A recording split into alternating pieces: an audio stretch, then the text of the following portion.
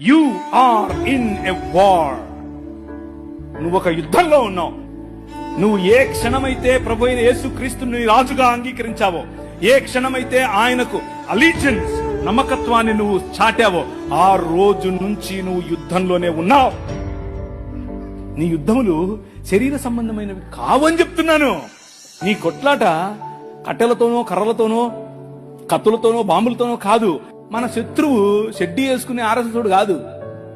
No, వాడి వెనుక పనిచేస్తున్నటువంటి భావజాలం. మన శత్రువు బ్రాహ్మణుడు కాదు, మంచోళ్ళు. ఆయన వెనుకున్నటువంటి ఆ భావజాలం. ఏంటా భావజాలం?